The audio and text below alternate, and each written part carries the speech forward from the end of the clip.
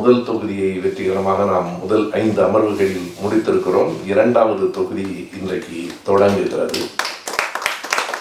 பெரும்பாலும் 2வது தொகுதியில் நாம் பார்க்க போகிற இந்த அமர்வில் ஐரோப்பிய நாடுகளில் நடைபெற்றவை தான் சொல்லப்பட்டிருக்கின்றது. மத்திய ஆசியா பற்றி, பாரசீகம் பற்றி சில செய்திகள்.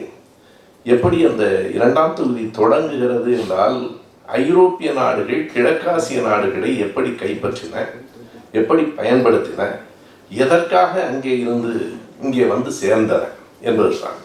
அடுத்த கேள்வியையும் நேரு அவர்கள் கேட்டு அதற்கு விடையும் சொல்லுகிறார். ஐரோப்பிய நாடுகள் கிழக்காசிய ஆசிய நாடுகளை கைப்பற்றிய மாதிரி ஏன் அமெரிக்கா முயற்சி செய்யவில்லை? அமெரிக்காவும் வலிமையான நாடாக இருந்தது. ஆனால் அமெரிக்கா அந்த முயற்சியில் ஏன் ஈடுபடவில்லை?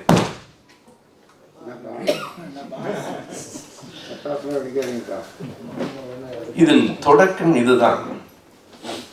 ஐரோப்பிய நாடுகளில் நடைபெற்ற பல்வேறு புரட்சிகள், பல்வேறு செய்திகளை இந்த பகுதியில் நாம் பார்க்க இருக்கிறோம். மிக சுருக்கமாக சொல்ல வேண்டும் என்றால், டார்வினை பற்றி எழுதியிருக்கிறார், கார்ல் மார்க்ஸ் எங்கெல்ஸை பற்றி எழுதியிருக்கிறார், ஃப்ளாரன்ஸ் நைட்டிங்கேல் வரைக்கும் இன்றைக்கு நாம் பார்க்க இருக்கிறோம்.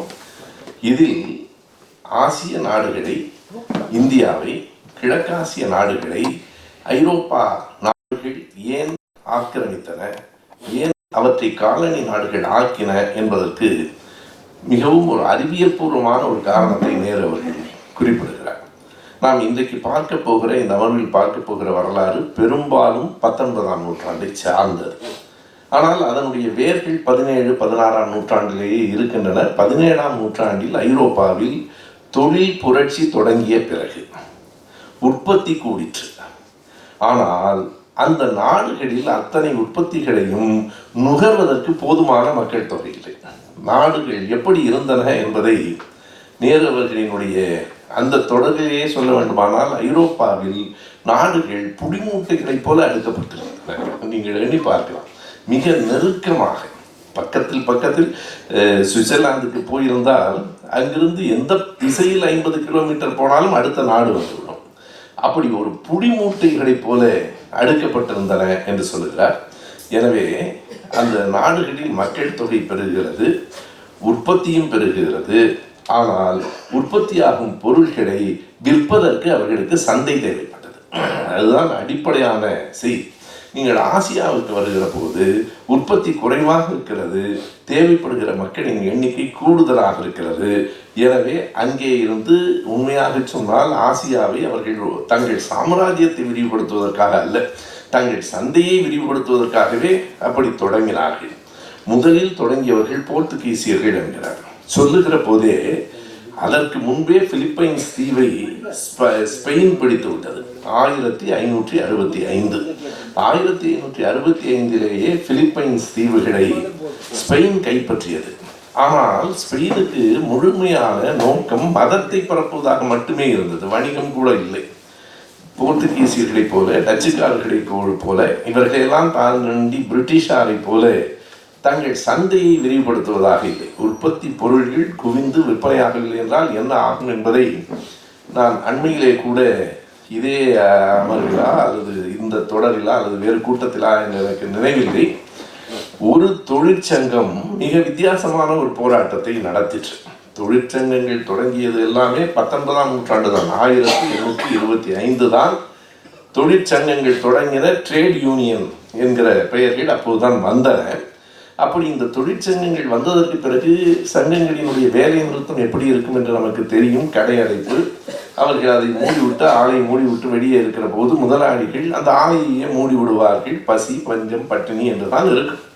ஆனால் ஒரு காலனி நிறுவனத்தில் மிக நுட்பமாக அவர்கள் ஒரு வேலை நிறுத்தத்தை மேற்கொண்டார்கள். ஏனென்றால் அது காலனிகள் தயாரிக்கிற நிறுவனம் 5 லட்சம் காலனிகள் தயாரிக்கிற நேரத்தில் 5 லட்சம் ஜோடி காலனிகளை தயாரிப்பதற்கு பதிலாக அவர்கள் இடதுகால் செருப்பாகவே 10 லட்சம் காலனிகளை தயாரித்து விட்டார்கள். இப்போது 10 லட்சம் காலனிகள் இருக்கின்றன, ஒன்று கூட விற்பனையாகாது. என்றால் எல்லாம் இடதுகாலுக்கு உரியது. இப்படி உற்பத்தி கூடி விற்பனை ஆகவில்லை என்றால் என்ன ஆவது என்பது தொழில் புரட்சிக்கு பிறகு, அங்கே தொழில் புரட்சிக்கு பிறகு அந்த உற்பத்தி கூடிவிட்டது. அவர்கள் நாடுகள் மிக நெருக்கமாக இருக்கின்றன. எனவே ஆசியா தான் சரியான சந்தை என்று அவர்கள் முடிவு செய்தார்கள். போர்த்துகீசியர்கள் தான் முதலிலே வந்தவர்கள். இந்தியாவிலே கூட முதலாக கால் வைத்தவர் வாஸ்கோடா காமா தான் என்பதை நாம் அறிவோம். 1498. அதற்கு பிறகுதான் ஒவ்வொருவராக வந்தார்கள். பிரிட்டிஷாருக்கும் டச்சுக்காரர்களுக்கும் இடையில் அதில் பெரிய மோதல்களும் நடைபெற்றன. பல நேரங்களில் இந்த போர்த்துகீசியர்கள் முழுக்க வணிகத்தை மட்டுமே கணக்கில் வைத்திருந்தார்கள். அந்த காலனி நாடுகளாக இருக்கிற அந்த நாடுகளின் மக்களை பற்றி அவர்கள் கவலைப்படவில்லை. எனவே அந்த மக்களுக்கு அவர்களின் மீது ஒரு கசப்பு வந்தது. அந்த கசப்பை பிரிட்டிஷாரும் டச்சுக்காரர்களும் பயன்படுத்தி கொண்டார்கள். இதுதான் அந்த வரலாற்றின் சுருக்கம். ஆனால் அமெரிக்கா ஏன் இப்படி செய்யவில்லை? அமெரிக்காவுக்கு இந்த சிக்கல்கள் எதுவும் இல்லை. இங்கே இருப்பது போல அவ்வளவு நெருக்கமாக நாடுகள் இல்லை. அவர்கள் உற்பத்தி இன்றைக்கும் நாம் பார்க்கலாம். அமெரிக்கா என்பது மிகப்பெரிய உற்பத்தியை கொண்டு வருகிற தேசம் இல்லை. இப்போதும் வணிகம்தான், ட்ரேட் என்பதுதான் அவர்களின் அடிப்படையான இன்றைக்கும் பொருளாதாரத்திற்கு அங்கே அவர்கள் வணிகம்தான். எனவே உற்பத்தியை விட ஆகவே அதனை சந்தைகள் அவர்களுக்கு தேவைப்படவில்லை. சாம்ராஜ்யங்களை பற்றி அவர்கள் கவலைப்படவில்லை. என்றால் இருக்கிற அந்த நிலப்பரப்பே மிகுதியானது என்கிற காரணத்தையும் நேரு அவர்கள் குறிப்பிட்டு இதுதான் ஐரோப்பா நாடுகள் ஆசியாவுக்குள் வந்து புகுந்த கதை. அதற்கு பிறகு இங்கே உள்ளே வந்தவர்களுக்குள்ளேயே குறிப்பாக பிரான்சுக்கும் பிரிட்டனுக்கும் மிக கடுமையான மோதல்கள் காலனி நாடுகளில் நடைபெற்றன. அவர்கள் யார் வலிமையானவர்கள் என்பதை சோதிப்பதற்கு இன்னொரு கணத்தை அவர்கள் தயார் செய்து கொண்டார்கள். அவர்கள் நாடுகளுக்குள்ளேயே யுத்தம் நடந்திருக்குமானால் அது பிரிட்டனையும் பிரான்ஸையும் பாதிக்கும்.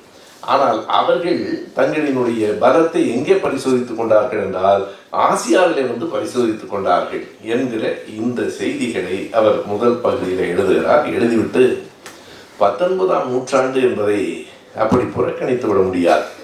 உலக வரலாற்றிலேயே 19ஆம் நூற்றாண்டு ஒரு மிகப்பெரிய திருப்பங்களை ஏற்படுத்திய நூற்றாண்டு என்று குறிப்பிடுகிறார். உண்மைதான். நாம் ஒவ்வொன்றையும் விரிவாக பார்ப்பதற்கு முன்னால் மிகச் சுருக்கமாக நான் சொல்ல வேண்டுமானால் 19ஆம் நூற்றாண்டு எப்படி புதியது? அதுதான் அதுவரையில் இருந்த படைப்பு கொள்கைக்கு மாறாக ஒரு பரிணாம கொள்கையை சொன்ன டார்வினின் நூற்றாண்டு. அதுதான் முதலாக உலகத்துக்கு ஒரு சமத்துவத்தை பொது உடைமையை சொன்ன கார்ல் மார்க்சின் நூற்றாண்டு. அதுதான் இத்தாலியிலே ஒரு பெரிய புரட்சியை ஏற்படுத்திய ஜோசப் மேசினி கரிவால்டியின் நூற்றாண்டு. அதுதான் யுத்தங்களில் போர் செய்வதை விட மக்களுக்கு தொண்டு செய்வது சரியானது என்கிற ஃப்ளாரன்ஸ் நைட்டிங்கேலினுடைய நூற்றாண்டு. எல்லாம் 19 தான்.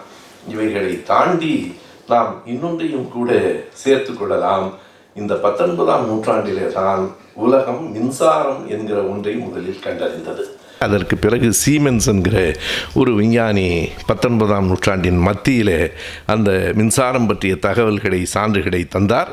பிறகு 19ஆம் நூற்றாண்டின் இறுதியிலே தான் அந்த மின்சாரத்தை பயன்படுத்தி தாமஸ் ஆல்வா எடிசன் அந்த மின் குமிழ் விளக்குகளை உருவாக்கினார். தாமஸ் ஆல்வா எடிசனை பொறுத்தளவு ஒரு மிகப்பெரிய விஞ்ஞானி, வணிகத்திலும் மிக தேர்ந்தவர் என்பது ஒரு குறிப்பிடத்தக்க செய்தி. எனவே அந்த 19ஆம் நூற்றாண்டிலே தான் சமத்துவ கோட்பாடு வந்தது. பல புரட்சிகள் நடைபெற்றன. 1848 நடைபெற்ற புரட்சி. ஜெர்மானிய தேசம் உருவானது 19ஆம் நூற்றாண்டிலே தான். அதுவரையில் சின்ன சின்ன துண்டு நாடுகளாகத்தான் இருந்தன. எனவே நாம் இப்படி அதை ஒரு இலக்கிய நயத்தோடு சொல்வதென்றால் 19ஆம் நூற்றாண்டில் இந்த உலகம் ஒரு பக்கத்திலிருந்து இன்னொரு பக்கத்திற்கு புரண்டு படுத்தது என்று சொல்ல வேண்டும். புதிய பார்வைகள், புதிய சிந்தனைகள், புதிய அறிவியல் தொழில்நுட்ப வளர்ச்சி, புதிய ஜனநாயக சிந்தனை அனைத்தும் 19ஆம் நூற்றாண்டு தான் எல்லாவற்றுக்குமான பிறப்பிடமாக இருக்கிறது. இதில் ஒவ்வொன்றாக நேரவர்கள் குறிப்பிட்டு சொல்லுகிறார். 1831 இத்தாலியிலே நடைபெற்ற அந்த புரட்சி அங்கே தொடங்குகிறது. இவற்றுக்கெல்லாம் யார் காரணம் என்றால், சென்ற அமர்வில் நாம் நெப்போலியனோடு நம் உரையை நிறைவு செய்திருந்தோம். நெப்போலியன் வீழ்ச்சியோடு 1814 வாட்டர்லூவிலே நெப்போலியன் தோற்கடிக்கப்பட்டு சென்ட் ஹெலினா தீவிலே இருந்து 1821 நெப்போலியன் இறந்து போனார். அந்த தாழ முடியாத அந்த தீவின் வெப்பம் காரணமாக கடுமையான வயிற்று வலி ஏற்பட்டு நெப்போலியன் இறந்து போனார் என்பதை நாம் பார்த்தோம். அதுதான் சென்ற அமர்வில் நாம் இறுதியாக பார்த்தது. ஆனால் நெப்போலியன் அறிந்தோ அறியாமலோ ஐரோப்பிய நாடுகளில் பல தாக்கங்களை ஏற்படுத்தியிருக்கிறார் என்று நேரு அவர்கள் சொல்லுகிறார். அவர்தான் மற்ற ஐரோப்பிய நாடுகளையெல்லாம் ஏளனமாக கேலி செய்து பேசிய காரணத்தால் இயல்பாகவே ஒரு தேசிய உணர்ச்சி வருகிறது. உனக்கு என்ன இருக்கிறது, உனக்கு என்ன ஒரு உரிமை இருக்கிறது, உங்களுக்கு எங்கே தேசிய பற்று இருக்கிறது என்று சொல்லுகிற போது அந்த தேசிய பற்று இயல்பாகவே வருகிறது. அப்படித்தான் இத்தாலியிலும் என்று அவர் சொல்லுகிறார். அப்படித்தான் ஜெர்மனியிலும் ஓட்டமான் பிஸ்மார்க் என்கிற ஒருவர் ஜெர்மனியிலே தோன்றினார். அவர் தந்திரக்காரனாக இருந்தார். ஆனாலும் ஜெர்மானிய தேசத்தை உருவாக்கினார் என்பதெல்லாம் கூட உங்களுக்கு ஜெர்மானிய தேசம் என்கிற ஒரு தேசம் எங்கே இருக்கிறது என்று நெப்போலியன் கேட்ட கேள்வி. நீங்கள் இத்தாலியில் அடிமைகளாகத்தானே இருக்கிறீர்கள், இத்தாலிய மக்களை ஆள்கிறீர்கள் என்று நெப்போலியன் கேட்ட கேள்வி. இவைகளுக்கெல்லாம் வரலாறு பதில் சொல்லுகிறது. 1831 அந்த ஜோசப் மேசினி என்று அந்த மேசினி தான் முதலாக இந்த புரட்சிகர கருத்துக்களை விதைக்கிறார். அதை ஏற்று ஒரு இளைஞர் படை எழுகிறது. அந்த இளைஞர் படைக்கு கரிபால்டி தலைமையேற்கிறார். இந்த மேசினி கரிபால்டி தாம்பரத்தில் என்னுடைய நண்பர்கள் 2 பேர், அண்ணன் தம்பி. ஒருவர் பெயர் கரிபால்டி, அடுத்தவர் பெயர் மேசினி. கரிபால்டி கொரோனாவிலே இறந்து போனார். நெடுநாள் நண்பர்கள்.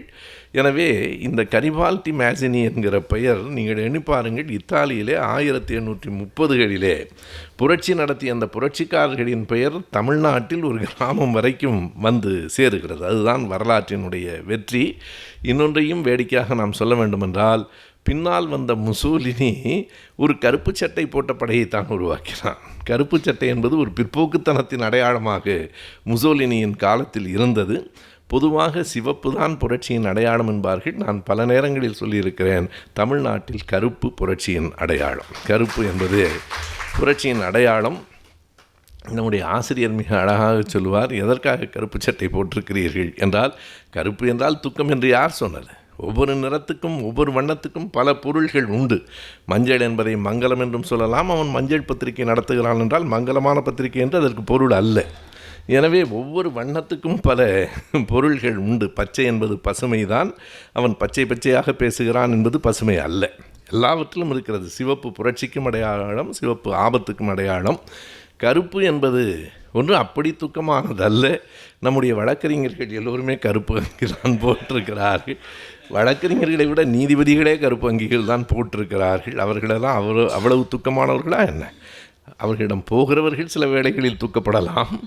ஆனால் நீதிபதிகள் எல்லோரும் கருப்பு அங்கி போட்டிருப்பது, வழக்கறிஞர்கள் போட்டிருப்பது வேறொன்றும் அல்ல.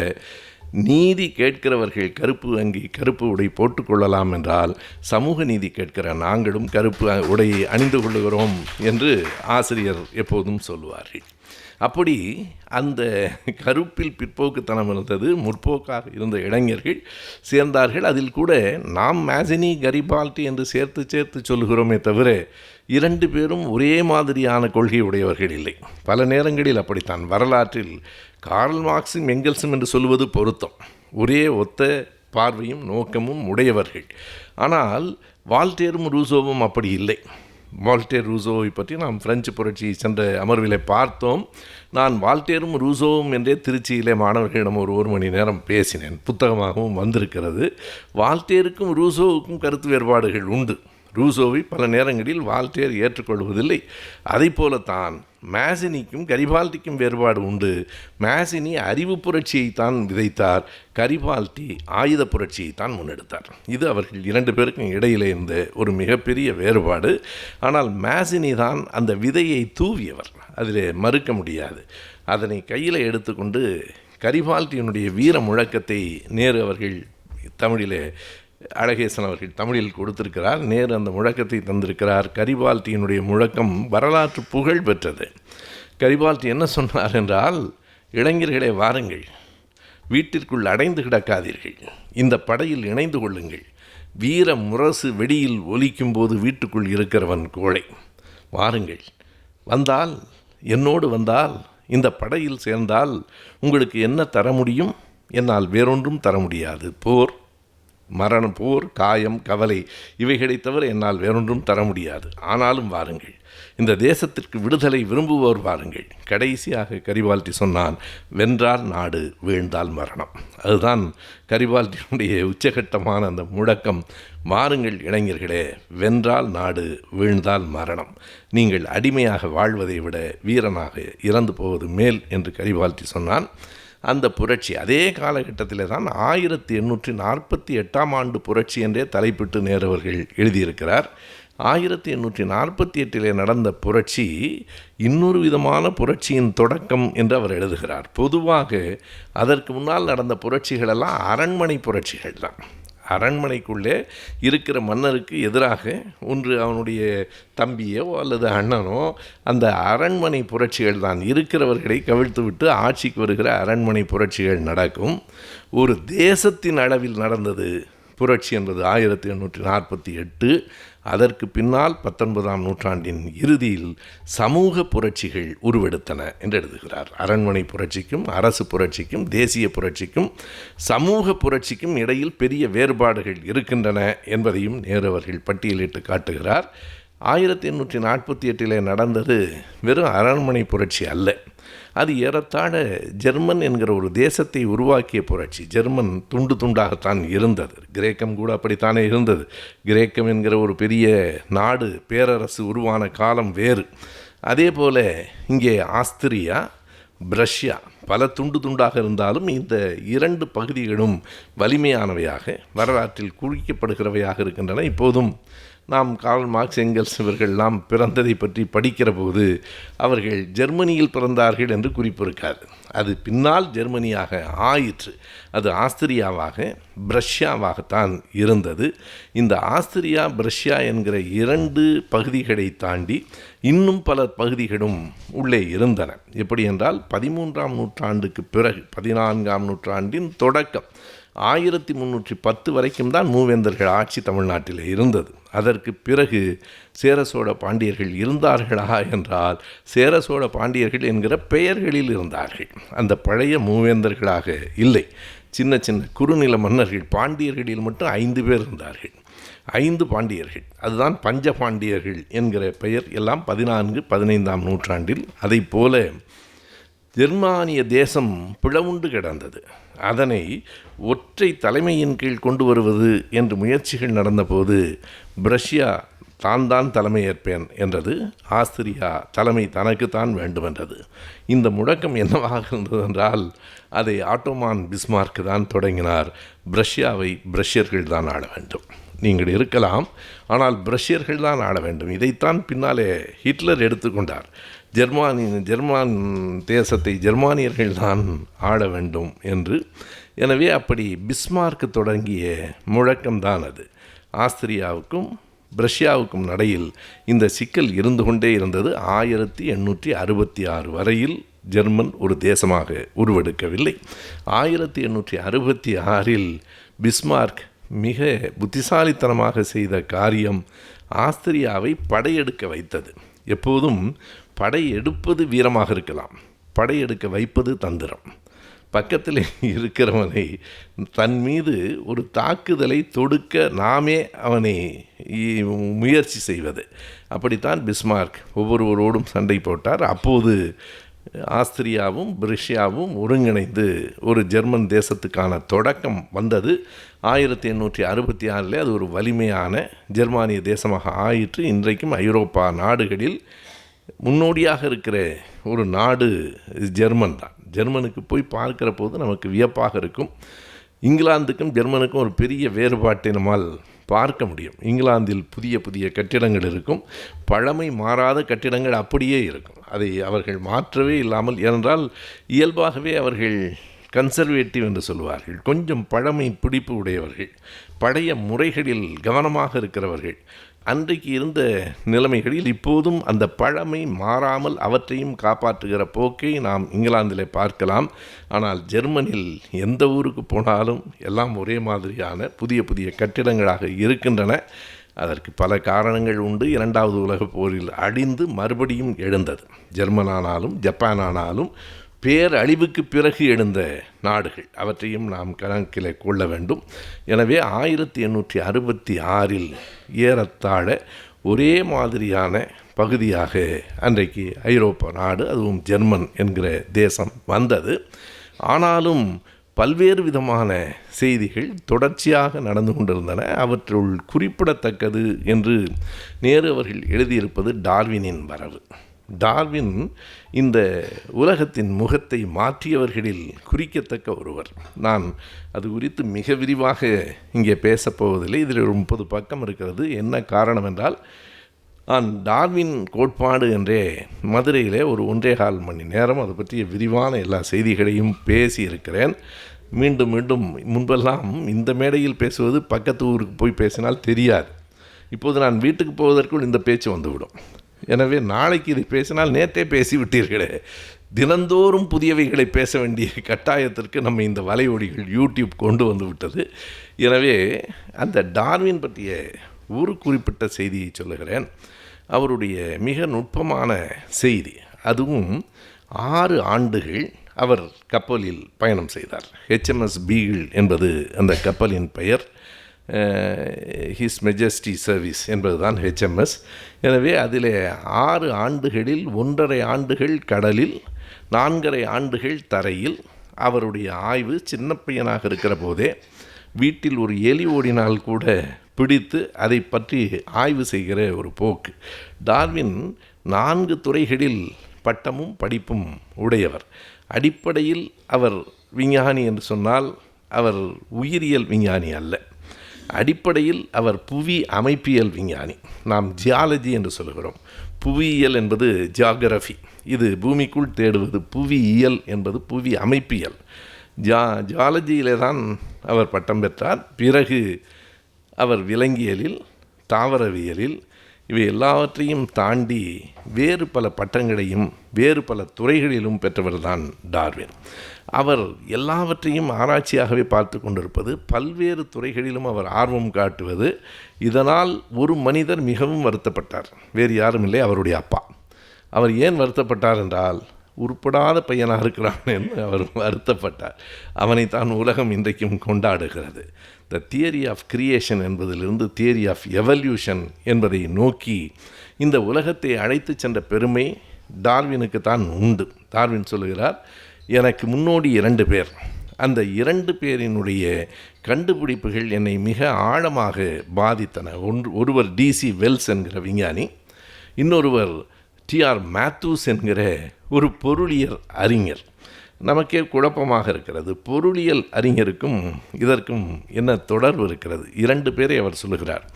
DC வெல்ஸ் அவர்தான் முதலாக இந்த நேச்சுரல் செலெக்ஷன் என்கிற தொடரை இந்த உலகுக்கு தந்தவர். இயற்கையின் தேர்வு. இந்த இயற்கை எதை தேர்வு செய்து கொள்ளுகிறது? மிக மிக அடிப்படையான ஒரு செய்தி.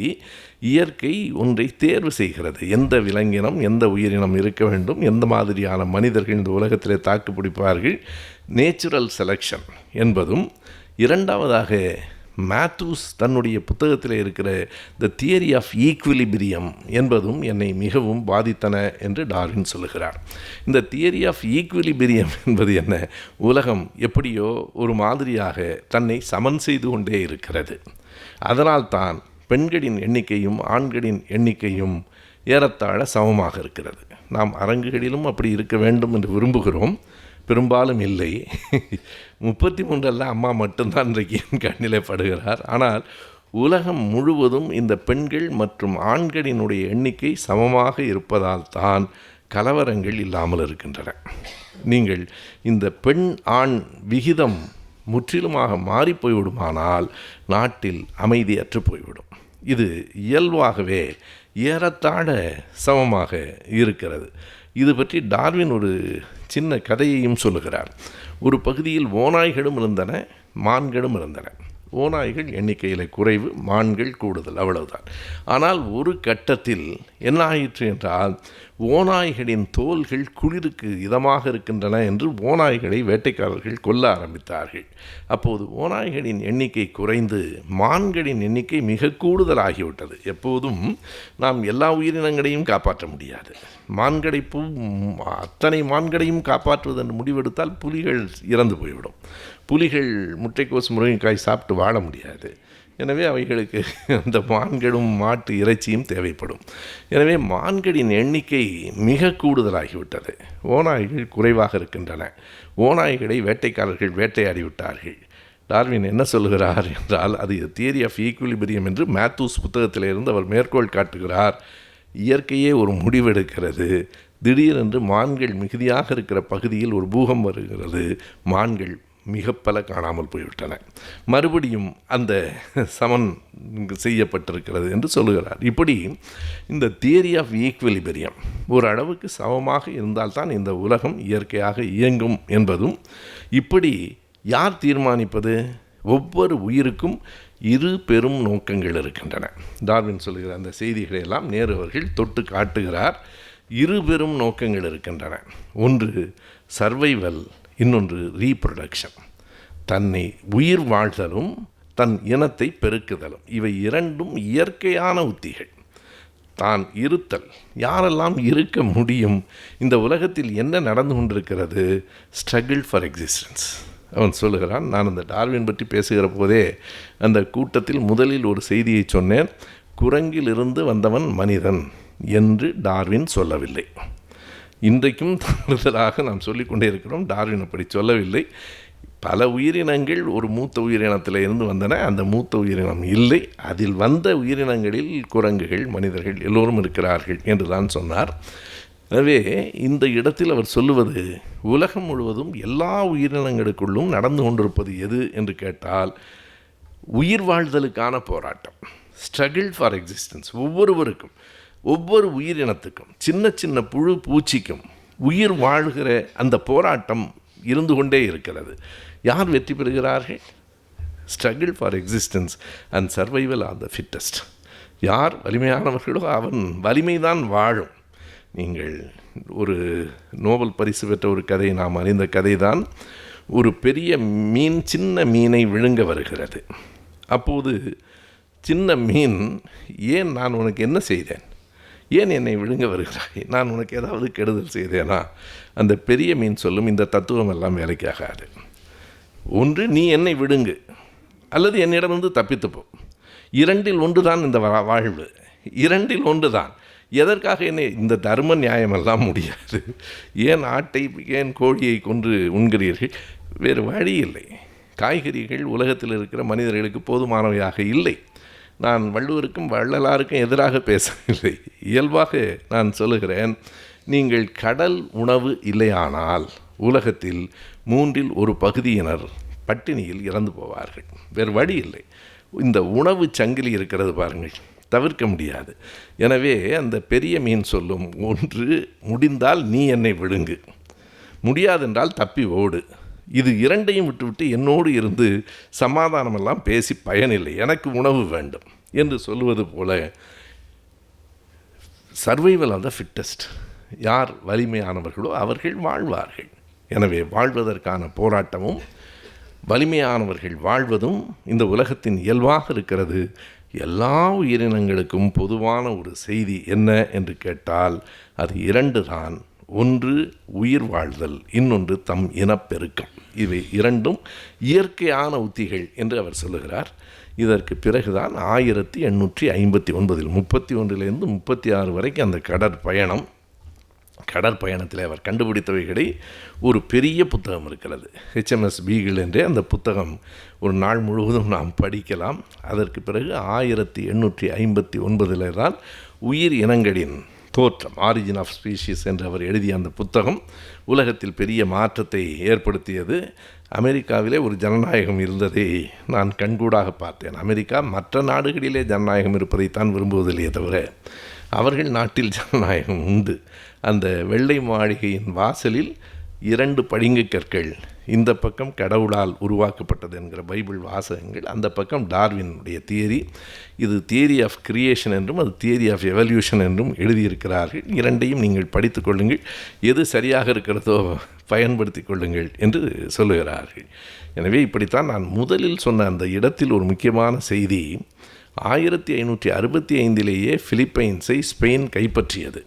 ஆனால் அவர்கள் முழுக்க முழுக்க மதமாற்றத்தில் மட்டுமே கவனம் செலுத்தினார்கள். அது என்ன ஆயிற்று என்றால், அங்கே இருந்து சீனர்கள் பிலிப்பைன்ஸுக்கு வருகிற போது, நீங்கள் இங்கே வேலை செய்யலாம், இங்கே இருக்கலாம், ஆனால் நீங்கள் மதமாற்றத்துக்கு ஒப்புக்கொள்ள வேண்டும் என்று சொன்னபோது சீனர்கள் அதை ஏற்கவில்லை. படுகொலைகள் நிகழ்ந்தன. பிறகு இன்னொரு கேள்வி வருகிறது, ஏன் பிரித்தானியர்களையும் கூட அவர்கள் அனுமதிக்கவில்லை என்றால், நேரு அவர்கள் எழுதுகிறார், நீ மதம் கிறிஸ்தவம், இஸ்லாம், இந்து இப்படித்தான் இருக்கிறது என்றால் கருதுகிறாய்? கிறிஸ்தவத்திலே புராட்டஸ்டண்ட்டுக்கும் கத்தோலிக்குக்கும் இருக்கிற சண்டை இன்னொரு மதத்துக்காரனுக்கு கூட இருக்காது என்று அவர் சொல்லுகிறார். வந்தவர்கள் எல்லோரும் பிரிட்டானியர்கள், பெரும்பாலும் புராட்டஸ்டன்ட் மதத்தை சார்ந்தவர்கள், அங்கே இருந்து ஸ்பெயினில் இருந்து வந்திருக்கிறவர்கள் கத்தோலிக்கர்கள். எனவே அதை ஏற்கவில்லை என்று மதம் எவ்வளவு வலிமையாக, எவ்வளவு வாழ்வினுடைய எல்லைகளை பற்றி கவலைப்படாமல் போரிட்டிருக்கிறது என்பதையெல்லாம் அவர் எழுதுவார். பல இடங்களில் நேரு அவர்களினுடைய அந்த எழுத்துக்களை பார்க்கிற போதெல்லாம், ஓ, இந்த மரபு அணுதான் ராகுல் வரைக்கும் வந்திருக்கிறது என்று எனக்கு தோன்றும். எங்கே இருந்து ராகுல் இப்படி பேசுகிறார் என்றால், இதில் மதம் பற்றி அவருடைய பார்வைகள் அவ்வளவு அழுத்தமாக, தெளிவாக நேருவினுடைய எழுத்துகள் அமைந்திருக்கின்றன. எனவே நான் மறுபடியும் டார்வினுக்கு வந்து விடுகிறேன். 1859 அவர் எழுதிய அந்த உயிர் இனங்களின் தோற்றம், ஆரிஜின் ஆஃப் ஸ்பீஷிஸ் என்பது உலகத்தில் ஒரு பெரிய சிந்தனையை உருவாக்கிற்று. எது சரி எது தவறு என்பது எப்போதும் அறிவியலில் முடிந்த முடிவுகள் இல்லை. குன்றக்குடி அடிகளானவர்கள் அடிக்கடி சொல்வது போல, இன்றைய அறிவு நாளைய அறியாமை ஆகிவிடலாம். இன்றைக்கு அது அறிவு. எனவே அப்படிப்பட்ட மாற்றங்கள் நிகழ்ந்தன. அந்த நேரத்தில் நடைபெற்ற இன்னொரு மிக முக்கியமான உலக வரலாற்றை புரட்டி போட்ட ஒரு நிகழ்வு எது என்றால், 1800 அதாவது 19ஆம் நூற்றாண்டின் மத்தியில் காரல் மார்க்ஸ், எங்கெல்ஸ் என்கிற 2 பேரும் சேர்ந்து வெளியிட்ட கம்யூனிஸ்ட் மேனிஃபெஸ்டோ என்கிற ஒரு மிகச் சின்ன புத்தகம், ஒரு சிறிய புத்தகம். உலகத் தொழிலாளர்களே, ஒன்றுபடுங்கள், நீங்கள் பெறுவதற்கு இந்த உலகமே இருக்கிறது, இழப்பதற்கு கை விலங்குகளை தவிர எதுவும் இல்லை. இதுதான் அதனுடைய கடைசி வரிகள். அந்த கார்ல் மார்க்ஸ் பற்றியும் 2 அத்தியாயங்கள் நேரு அவர்கள் எழுதுகிறார். எதை நாம் உள்வாங்கிக் கொள்ள வேண்டுமென்றால், கட்சிகளை எல்லாம் தாண்டி வரலாற்றை எழுதுகிற போது கம்யூனிசத்தை பற்றி அவர் எவ்வளவு புகழ்ந்தும் சரியாகவும் உள்வாங்கியும் எழுதியிருக்கிறார் என்பதை நாம் பார்க்கலாம். மார்க்சினுடைய தத்துவம், அவர் எந்தெந்த தளங்களில் பயணம் செய்தார் என்பதையெல்லாம் நேரு எழுதுகிறார். நாம் அறிவோம், கார்ல் மார்க்ஸும் எங்கெல்ஸும் ஏறத்தாழ ஒத்த வயது உடையவர்கள். 1818 மார்க்ஸ், 1820 எங்கெல்ஸ். இறந்தது கூட 83 மார்க்ஸ், 95 எங்கெல்ஸ் என்று 2 பேரும் ஒரு பெரும்பான்மையாக சமகாலத்தில். அவர்கள் சந்தித்தது 1844. 2 பேரும் இன்னொரு நாட்டில், பிரான்சிலே தான் சந்தித்தார்கள். கார்ல் மார்க்ஸ் ஜெர்மனியிலிருந்து பிரான்ஸுக்கு நாடு கடத்தப்பட்டார். பிறகு பிரான்சிலே இருந்து பிரசல்ஸுக்கு வந்தார். பிரசல்ஸிலேருந்து மறுபடியும் ஜெர்மனிக்கு வந்தார். ஜெர்மனியிலிருந்து மீண்டும் நாடு கடத்தப்பட்டார். பொதுவாக நாடு கடத்தப்பட்டவர்கள் உண்டு, கார்ல் மார்க்ஸ் தான் நாடுகள் கடத்தப்பட்டவர். பல நாடுகள் கடத்தப்பட்ட ஒரு மாமேதை. ஏனென்றால் அவருடைய அந்த அறிவு கூர்மையை எந்த நாட்டினாலும் தாங்க முடியவில்லை. ஒவ்வொரு நாடும் அவரை தள்ளிற்று. அவருடைய அடையாளம் எங்கே இருந்தது என்றால், 1835 அவர் பள்ளி மாணவனாக இருந்தபோது எழுதிய ஒரு கட்டுரை. பள்ளி மாணவனாகத்தான் அவர் இருந்தார். பள்ளி மாணவனாக இருக்கிற போதே அவர் எழுதிய கட்டுரை, ஒரு தொழிலை தேர்ந்தெடுப்பதற்கு இளைஞர்களுக்கான அறிவுரை என்பதாக அந்த புத்தகம். ஒரு கட்டுரை தான், பெரிய புத்தகம் கூட அல்ல. அந்த கட்டுரையே பல அதிர்வுகளை உருவாக்கிற்று. மார்க்ஸ் எழுதினார். மார்க்ஸ் என்றால் நாம் கார்ல் மார்க்ஸை கற்பனை செய்து கொள்ளக்கூடாது. ஒரு 17 வயது பள்ளி மாணவன் எழுதுகிற போது அவன் சொன்னான், வேலைகளை எப்படி வேண்டுமானாலும் தேர்ந்தெடுத்து கொள்ளலாம், அதனுடைய அடிப்படை நோக்கம் பொருள் ஈட்டுவதாக இருக்கலாம், பிழையில்லை. ஆனால் வெறுமனே பொருள் ஈட்டுவதற்காக மட்டுமே படிக்கிறவன், அதற்காக மட்டுமே உழைக்கிறவன் பெரிய பணக்காரனாகலாம், அறிவாளியாகலாம், முனிவனாகலாம். நேரு அதை எப்படி எழுதியிருக்கிறார், முனிவனாக கூட ஆகலாம். அல்லது கதை, கவிதை, கட்டுரை எழுதுகிற படைப்பாளன் ஆகலாம். கடைசி ஒரு எத்தனை ஆழமானது பாருங்கள். நீங்கள் எந்த தொழிலை வேண்டுமானாலும் தேர்ந்தெடுத்து கொள்ளலாம். அதற்காக படிக்கலாம். உங்கள் அறிவு, உங்கள் படிப்பு உங்களை தொழிலதிபராக்கலாம், பதவியில் கொண்டு போய் சேர்க்கலாம். ஆனால் கடைசி வரைக்கும் உங்களை மனிதனாக ஆக்காது. எப்போது நம்முடைய படிப்பு இந்த சமூகத்துக்கானது, சமூகத்தினால் நாம் படித்தோம், நம் படிப்பு சமூகத்திற்கானது என்று உணர்கிறோமோ அப்போதுதான் மனிதனாக முடியும் என்று மார்க்ஸ் 17 வயதில் எழுதியிருக்கிறார் என்றால் வியப்பாக இருக்கிறது. நம்முடைய கவிஞர் ஈரோடு தமிழன்பன் தான் வேடிக்கையாக ஒரு கவிதை எழுதுவார். எங்கள் ஊரில் ஒருவர் பஞ்சாயத்து போர்டு உறுப்பினரானார், பிறகு சட்டமன்ற உறுப்பினரானார், அமைச்சராக கூட ஆனார், ஆனால் கடைசி வரைக்கும் மனிதராகாமலேயே மரணமானார் என்று எழுதுவார்.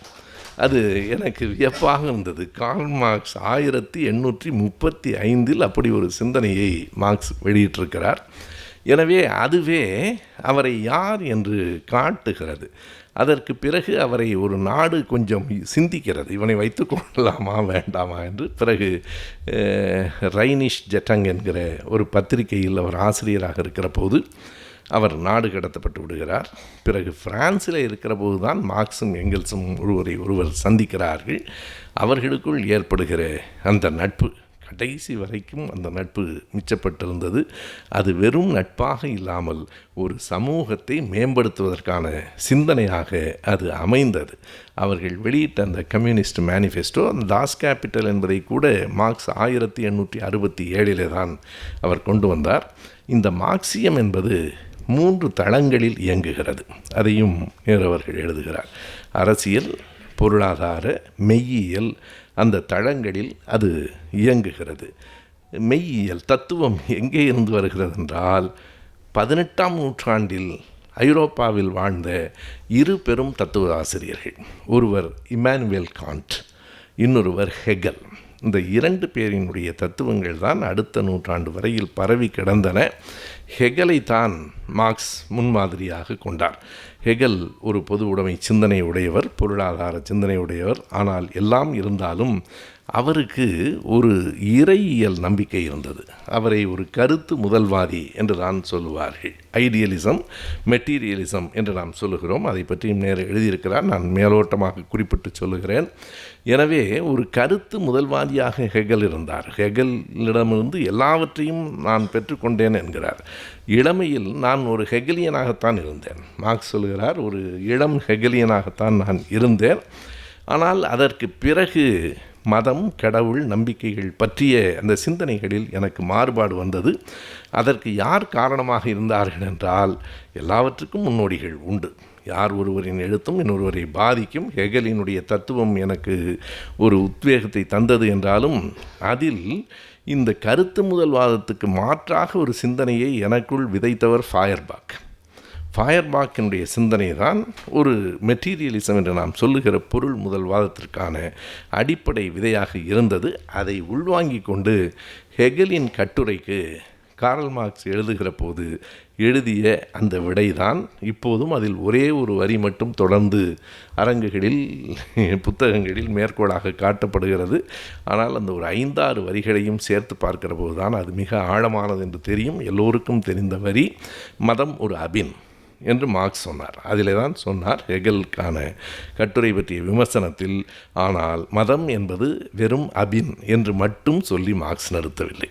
அவர் சொன்னார், மதம் இந்த மக்களுக்கு ஒரு விதத்தில் தேவைப்படுகிறது என்பதை நான் ஏற்கிறேன். எப்படி என்றால், இந்த மதம் இதயமற்ற இந்த உலகத்தின் இதயமாக இருக்கிறது. உழைக்கிற மக்களினுடைய ஏக்க பெருமூச்சாக இருக்கிறது. எங்கே போய் இதையெல்லாம் நாம் சொல்வோம், எப்போது நமக்கு ஒரு விடிவு வரும் என்று கருதுகிறவனுக்கு அது ஒரு ஏக்க பெருமூச்சாக இருக்கிறது. அது ஒரு இதயமற்ற உலகத்தின் இதயமாக இருக்கிறது. எனவே தான் மதத்தை மக்கள் பிடித்து கொண்டிருக்கிறார்கள். அதிலே ஒரு தீர்வு கிடைக்கிறது. தங்களுக்கான பிரச்சனைகளை கடவுளிடம் விட்டுவிட்டால் நாம் அமைதியாக இருக்கலாம் என்று தோன்றுகிறது. ஆனால் அது கற்பனை உலகம். அங்கிருந்து மனிதர்களை உண்மையான உலகத்துக்கு அழைத்து வர வேண்டும் என்று மார்க்ஸ் மிக அறிவுபூர்வமான ஒரு சிந்தனை. நான் வேடிக்கையாக கூட்டங்களில் சொல்வதுண்டு, எல்லாவற்றையும் மேலே இருக்கிறவன் பார்த்துக்குவான்னா பிரச்சனை இல்லை, ஒரு திரைப்படத்தில் வருகிற மாதிரி கீழே இருக்கிறவனுக்கும் கொஞ்சம் கொடுங்கப்பாங்கிற மாதிரி. எனவே மேலே இருக்கிறவர்கள் பார்த்து கொள்வார்கள், எனக்கு கடவுள்கிட்ட விட்டுட்டோம், பகவான் பார்த்துக்குவார் என்று நினைப்பது ஒரு தற்காலிகமான போலியான பொய்யான ஆறுதல். அதை விட்டு உண்மையான தீர்வை நோக்கி மக்களை அழைத்து வாருங்கள். இதுதான் மார்க்ஸ். இது ஒரு கற்பனை உலகத்தின் ஆறுதல். கடவுள் பார்த்துக்குவார். அப்போ வெள்ளம் வந்தால் கடவுள் பார்த்துக்குவார். வெள்ளத்தை யார் கொண்டு வந்தது? எனவே இந்த கேள்விகளெல்லாம் இருக்கின்றன. நீங்கள் தான் தீர்வுகளுக்கான வழியை பார்த்து கொள்ள வேண்டும் என்று சொல்லுகிற அந்த மெய்யியல் பார்வைக்கு ஃபயர்பாக்கிடமிருந்து பெற்றுக்கொண்டு மார்க்ஸ் அந்த இடத்துக்கு வந்து சேருகிறார். நான் முதலில் சொன்னது போல அரசியல், பொருளாதாரம், தத்துவம் என்கிற 3 தடங்களில் இந்த மார்க்சியம் இயங்குகிறது. எனக்கு முதலாக மார்க்சியத்தை தெரிந்து கொள்ள வேண்டும் என்கிற ஆர்வம் இருந்தது. படித்து பார்த்தால் புரியவில்லை. அதிலும் நம்முடைய மொழிபெயர்ப்புகள் புரிகிறவனுக்கும் புரியாமல் ஆக்கிவிடும். பல நேரங்களில் நான் குறிப்பாக சொல்லுவது உண்டு, இந்த கிறிஸ்தவ இலக்கியங்களும் மார்க்சிய இலக்கியங்களும் ஏன் இப்படி மொழிபெயர்க்கப்படுகின்றன என்று தெரியவில்லை என்று சொல்லுவேன். அதில் எனக்கு ஒரு கருத்து உண்டு. அண்ணன் பீட்டர் கோவித்து கொள்ள மாட்டார். கிறிஸ்தவ இலக்கியம் புரியாத வரைக்கும் நல்லது, ஆனால் மார்க்சிய இலக்கியம் புரிய வேண்டும் இல்லையா என்று நான் குறிப்பிடுவேன். அந்த மொழி நடை ஒரு சாதாரண செய்தியை கூட புரியாமல் ஆக்கிவிடும். அதற்கு நான் ஒரு தமிழ் ஆசிரியன் என்கிற முறையில் ஒரு முறை அதற்கான விளக்கத்தையும் சொன்னேன். ஆங்கிலத்துக்கும் தமிழுக்குமான மொழி நடை மரபில் நமக்கு ஆக்டிவ் வாய்ஸ் என்கிற பழக்கம்தான் தமிழில் அதிகம், அவர்களுக்கு பாசிவ் வாய்ஸ் தான் அதிகம். நீங்கள் எல்லோரும் கூட்டத்துக்கு வருக என்பது தான் நமக்கு அனைவரும் வருக, அவ்வளவுதான். All are requested to attend the meeting without fail என்பது அவர்கள் மரபு. இதை மொழிபெயர்த்து அப்படியே போட்டால் நீங்கள் அனைவரும் தவறாமல் கூட்டத்திற்கு வரும்படி கேட்டுக்கொள்ள கூப்பிடுறானா இல்லையானே தெரியாது. நம்மளை வர சொல்கிறானா வேண்டாங்கிறானா. நீங்கள் அனைவரும் கூட்டத்திற்கு தவறாமல் வருகை தரும் அப்படி மொழிபெயர்க்க வேண்டாம். All are requested to attend the meeting without fail என்றாலும் தவறாது அனைவரும் வருக, அவ்வளவுதான் தமிழில். இந்த மொழிபெயர்ப்பு அந்த பேசிவில் இருக்கிறதுனால பலருக்கும் அது புரியாத செய்தி. இதனை இந்த மார்க்சினுடைய நேருவினுடைய மொழிபெயர்ப்பை ஓவி அழகேசன் அவர்கள் மிக அருமையாக செய்திருக்கிறார்கள். அடுத்த ஒரு மொழிபெயர்ப்பு வந்திருக்கிறது. இன்றைக்கு கூட்டத்துக்கு வருகிற போது அந்த புத்தகத்தை உங்களுக்கு தருகிறேன் என்று கோபண்ணா அவர்கள் சொல்லியிருந்தார். இந்த புத்தகம் மிக சின்ன சின்ன எழுத்துகளில் 1500 பக்கம் என்றால் நீங்கள் பெரிய எழுத்துகளில் பதிப்பித்தால் 3000 பக்கம் வரும். அது 1500 அல்ல, அனைத்தையும் அதிலே அவர் சொல்லியிருக்கிறார். எனவே இந்த தத்துவம் என்பது அவர் ஹெகலிடமிருந்து பெற்று ஃபயர்பாக் மூலம் அதை செம்மையாக்கி கொண்டார் என்பதை சொல்லுகிறார். அந்த தத்துவத்தினுடைய அடிப்படை என்ன என்றால் பொருள் முதல் வாதம். அது யாரோ ஒருவனால் உருவாக்கப்பட்டது என்கிற படைப்பு கொள்கை அல்ல. இது இயங்குகிறது இந்த உலகம் என்று ஏறத்தாழ டார்வினுக்கு நெருக்கமாகத்தான் அதுவும் வரும். அதனை பொருள் முதல் வாதம் என்று சொல்லுகிறோம். அதையும் வெறுமனே பொருள் முதல் வாதம் என்று சொல்லாமல் மார்க்சும் எங்கெல்ஸும் அதனை வரலாற்று பொருள் முதல் வாதம், இயங்கியல் பொருள் முதல் வாதம், historical materialism and dialectical materialism என்று பிரித்தார்கள். இந்த டயலக்டிக்கல் மெட்டீரியலிசம் என்பதுதான் அடிப்படையான பகுத்தறிவு வாதம். நாம் பல நேரங்களில் சொல்லுகிறோம், இந்த உலகத்தில் எந்த ஒன்றும் உறைந்து போகாது, எல்லாம் இயங்கிக் கொண்டே இருக்கும், எல்லாம் ஓடிக்கொண்டே இருக்கும். நீங்கள் சாதாரணமாக இயற்பியல் படிக்கிறவர்களுக்கு தெரியும், இங்கே இருக்கிற ஒரு பொருள் அதற்குள்ளேயும் இயக்கம் இருக்கிறது. அது வெறுமனே அந்த இடத்தில் இருப்பது போல இருக்கிறது என்றாலும் அதற்குள் ஒரு இயக்கம். அதுதான் நாம் படிக்கிறோம், புரோட்டான், எலக்ட்ரான், நியூட்ரான் என்றெல்லாம் எல்லாம் சுற்றி கொண்டே தான் இருக்கின்றன. இயங்காமல் உலகத்தில் எதுவும் இல்லை. இயங்கியல் பொருள் முதல்வாதம். எல்லாவற்றுக்கும் தொடக்கம் உண்டென்றால் எல்லாவற்றுக்கும் அழிவு உண்டு. அழிவற்றது என்று எதுவும் உலகத்தில் இல்லை. இது அழிவற்றது என்று சொன்னால் அது பொய் என்பது சனாதனத்துக்கும் பொருந்தும். அவர்கள் திரும்ப திரும்ப என்ன சொல்கிறான்னா, சனாதனம் என்றால் என்ன பொருள்? இது அழிவற்றது என்று பொருள். அப்படியானால் அது பொய் என்று பொருள். இதை புத்தன் தான் மற்றவர்கள் எல்லோரும் ஆன்மா அழியாதது என்று தான் பகவத்கீதையெல்லாம் திரும்ப திரும்ப சொல்லும். ஆனால் அனான்மவாதம், அனித்தியவாதம், அனான்மவாதம் என்கிற இரண்டையும் புத்தன் சொன்னான். எதுவும் அதற்கு ஒரு மிக அருமையான எடுத்துக்காட்டையும் சொன்னான். நீங்கள் ஒரு ஆற்றில் குளித்து எழும்போது இந்த நொடியில் குளித்த அதே துளியில் மறுபடியும் குளிக்க முடியாது, அது எங்கோ போயிருக்கும், எதுவும் நிலையாக நிற்பதில்லை என்று சொன்னான்.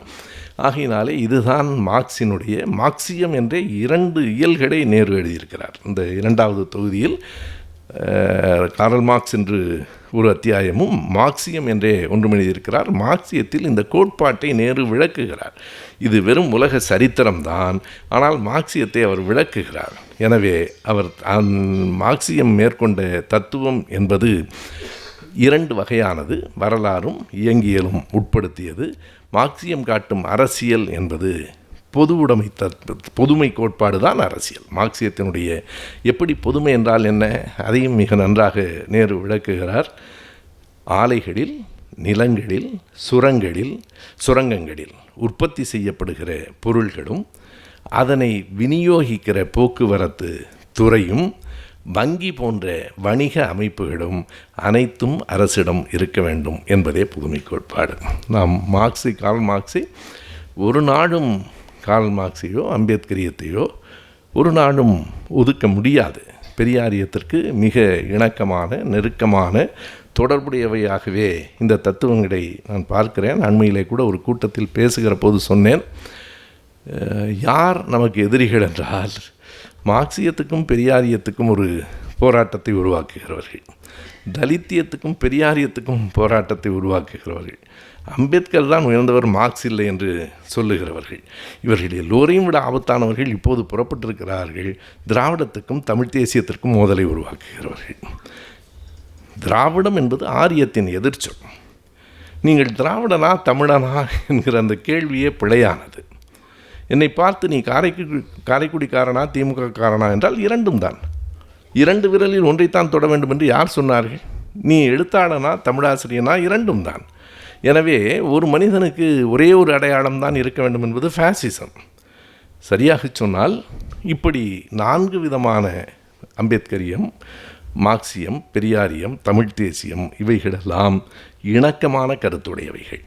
மதவாதம், ஃபேசிசம் எதிரான கருத்துடையவை.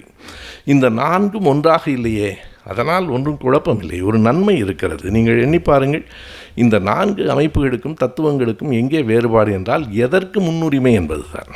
4 பேரும் சமத்துவத்தை பெரியாரியர்கள் மறுப்பதில்லை, கடவுள் மறுப்பை பகுத்தறிவை மார்க்சியர்கள் மறுப்பதில்லை. எல்லோரும் நாம் ஏற்கிறோம், ஆனால் எதற்கு முன்னுரிமை என்பதில் வேறுபாடு இருக்கிறது. அது பிழையும் இல்லை, நல்லதும் கூட. எப்படி என்றால், இந்த மேஜையை தூக்க வேண்டும் என்றால் 4 பேரும் ஒரே மூலையில் நின்று ஒரு மேசையை தூக்க முடியாது. 4 பேரும் 4 மூலையில் நின்றால் மேசையை தூக்குவது எளிது. அதுதான் அடிப்படை.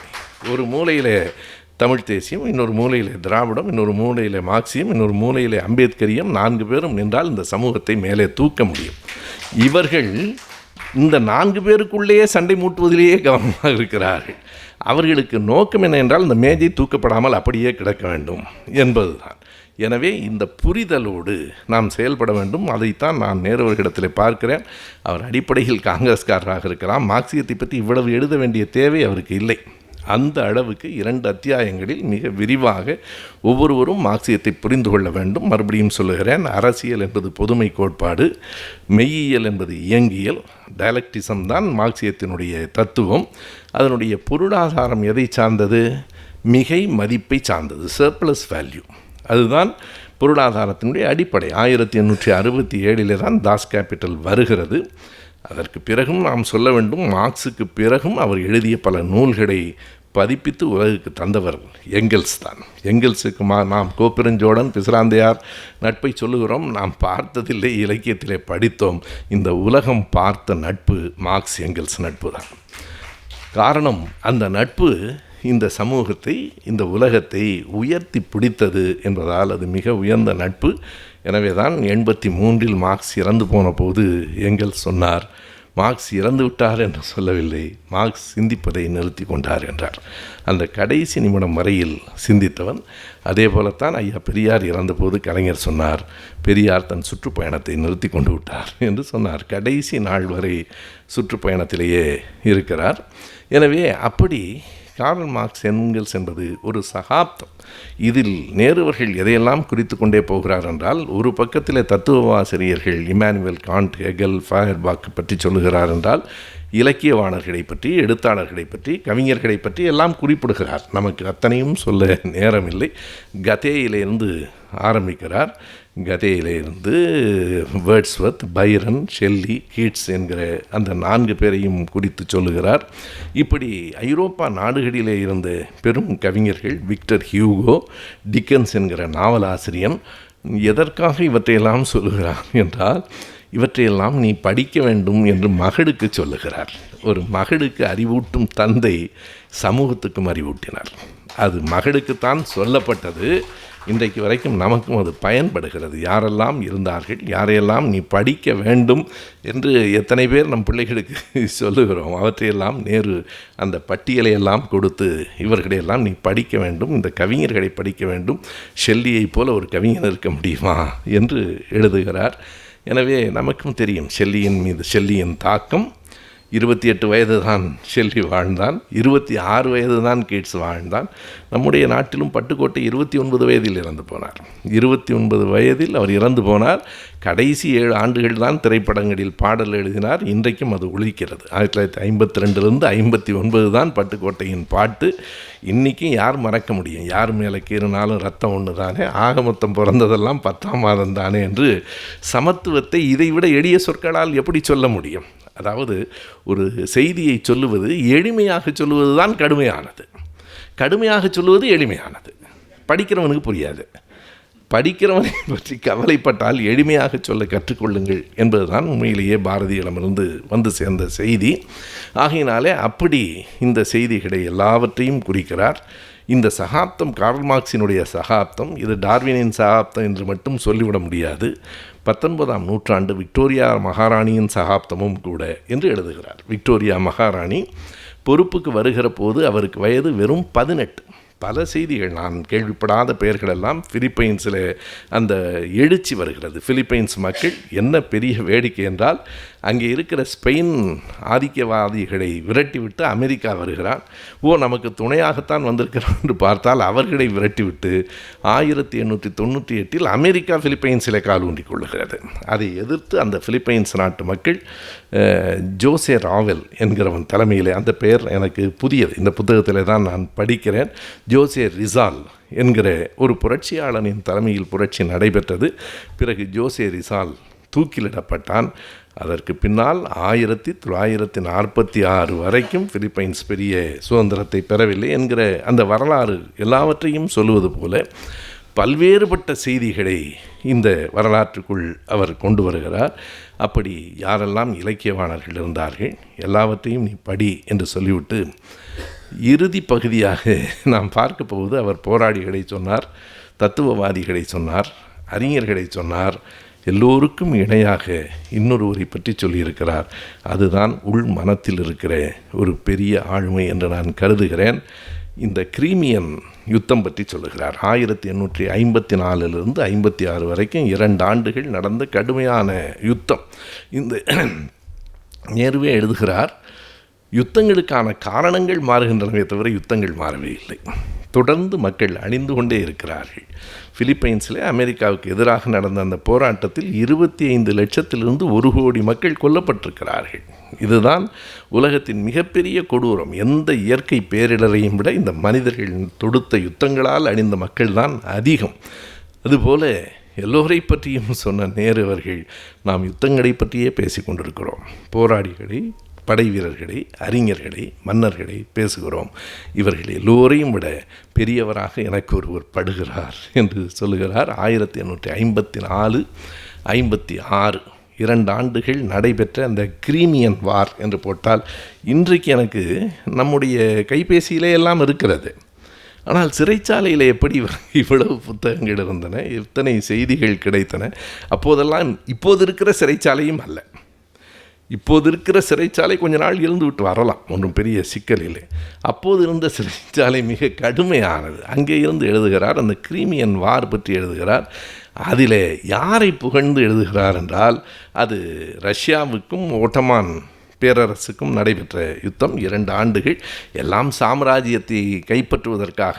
யார் பெரிய வீரன், யார் கூடுதல் பகுதியை, எல்லைகளை, நிலத்தை கைப்பற்றினான் என்பதுதானே சேர சோழ பாண்டியன் காலத்தில் இருந்து பெரிய லட்சியம் என்ன இருந்தது. சேரன் மகளை சோழன் மணந்தான், அதனால் சோழனை எதிர்த்து பாண்டியன் வந்தான், எல்லாரும் சண்டை போட்டு சேர்த்து போயிட்டான். இதுதானே அடிப்படையாக இந்த நாம் மூவேந்தரனுடைய போர் என்பதை கூட அந்த வீரத்தையெல்லாம் தாண்டி போர்கள் நடக்காமல் இருந்திருக்கக்கூடாதா என்று தான் நான் இப்போதும் நினைக்கிறேன். அதுபோல் இவர் என்ன எழுதுகிறார் என்றால், அப்படி தொடர்பே இல்லாமல் ரஷ்யாவுக்கும் ஓட்டமான் எம்பையருக்கும் நடுவில் நடைபெற்ற அந்த யுத்தத்தில் 2 ஆண்டு காலம் எங்கு பார்த்தாலும் சடலங்கள். அப்போது ஒரு பெண் கையில் விளக்கேந்தி வந்தாள், இரவிலும் வந்தாள், 38 தாதியர்களோடு வந்தாள். அந்த பெண் இவன் ரஷ்ய நாட்டுக்காரனா துருக்கி நாட்டுக்காரனா என்று பார்க்கவில்லை, மனிதன் என்று பார்த்தாள். ஃப்ளாரன்ஸ் என்கிற ஊரிலே பிறந்த ஃப்ளாரன்ஸ் நைட்டிங்கேல் என்கிற இந்த பெண்ணை பற்றி எனக்கு இந்த புத்தகத்தை படித்து கொண்டு வருகிற போது நெப்போலியனை விட, அலெக்சாண்டரை விட, மிகப்பெரிய அந்த பிஸ்மார்க்கை விட, இவர்களை எல்லாம் விட என் நெஞ்சில் ஃப்ளாரன்ஸ் நைட்டிங்கேல் தான் அழுத்தமாக பதிந்தார். நான் ஒரு முறை வைய தலைமைகள் என்று ஒரு தலைப்பில் ஈரோட்டில் பேசினேன். அந்த உரை இப்போதும் கூட இருக்கிறதா என்று தெரியவில்லை. 20 ஆண்டுகளுக்கு முன்னால் அந்த வைய தலைமைகள் என்பதிலே அலெக்சாண்டர், நெப்போலியன் எல்லோரையும் சொன்னேன். உலகத்தையே தன் கீழ் கட்டி ஆள வேண்டும் என்று கருதிய யாரும் அப்படி கட்டி ஆளவில்லை. எந்த முயற்சியும் இல்லாமல் தொண்டு செய்த அன்னை தெரசா தான் உலகத்தை கட்டி ஆண்டார். நீங்கள் இன்றைக்கும் நாம் மிகப்பெரிய அளவில் சொல்ல வேண்டுமானால் திருவள்ளுவரையும் அன்னை தெரசாவையும் சொல்ல வேண்டும். அறிவும் தொண்டும் தான் உலகை வெல்லும். வேறு ஆயுதங்களும் போர்ப்படைகளும் பொறாமைகளும் கோபங்களும் அல்ல, அறிவும் தொண்டும் தான் வெல்லும். அந்த ஃப்ளாரன்ஸ் நைட்டிங்கேல் தான் இந்த செவிலியர்களுக்கான தாதியர்கள் என்கிற ஒரு நிறுவனமே பிறகுதான் வருகிறது. அந்த ஃப்ளாரன்ஸ் நைட்டிங்கேல் தான் போர்க்களத்திலே போய் நின்று, அதுவும் பகல் முழுவதும் யுத்தம் நடக்கிறது. ஏன் அவளுக்கு அப்படி ஒரு விளக்கேந்திய மங்கை என்று பெயர் என்றால், பகல் முழுவதும் போர் நடக்கிறது, பிணங்கள் சாய்ந்து கிடக்கின்றன, குருதி கொட்டுகிறது, காயத்தோடு கிடக்கிறார்கள். நாம் எங்கே வேடிக்கையாக மறுபடியும் ஒப்பிட்டு பார்க்க வேண்டுமென்றால், தன் மகன் மார்பிலே வேல்பட்டு இறந்து போனான் என்று மகிழ்ந்த அந்த தாய், அது வீரத்தின் வெளிப்பாடு. ஆனால் இல்லை, வீழ்ந்து போனவன் யாராக இருந்தாலும் மனிதன் என்று பார்த்து அவனுக்கு மருத்துவம் செய்த ஃப்ளோரன்ஸ் நைட்டிங்கேல் தான் உலகத்தில் நாம் நினைவிலை வைத்து கொள்ள வேண்டிய ஒரு பெயர். இன்றைக்கும் நான் உண்மையாக சொல்லுகிறேன், நெப்போலியனை எல்லோருக்கும் தெரியும், அலெக்சாண்டரை தெரியும், அதாவது அவருடைய வரலாறு தெரியுமோ இல்லையோ, இந்த பெயர்கள் தெரியும். ஆனால் ஃப்ளோரன்ஸ் நைட்டிங்கேலை பிள்ளைகளுக்கு சொல்லுங்கள். ஃப்ளோரன்ஸ் நைட்டிங்கேல் தான் இந்த உலகத்துக்கு தேவையான அப்படிப்பட்ட 38 தாதியர்களையும் தன்னுடைய சிற்றன்னையையும் அழைத்து கொண்டு போய் முழுக்க போர்க்களத்தில் இரவு நேரத்தில் தொண்டாற்றிய ஃப்ளோரன்ஸ் நைட்டிங்கேல் வரைக்கும் நேரு அவர்கள் எழுதியிருக்கிற உரையினுடைய சுருக்கத்தை இன்றைக்கு நாம் பார்த்திருக்கிறோம். அடுத்த அமர்வில் அமெரிக்காவின் உள்நாட்டு போர் தொடங்குகிறது. அமெரிக்காவின் உள்நாட்டு போரும் அயர்லாந்தினுடைய விடுதலை போராட்டமும் மிக விரிவாக அடுத்து வரும் பகுதிகளில் சொல்லப்பட்டிருக்கின்றன. அதை வருகிற செப்டம்பர் 12ஆம் நாள் மறுபடியும் சந்திப்போம், பேசுவோம். நன்றி, வணக்கம்.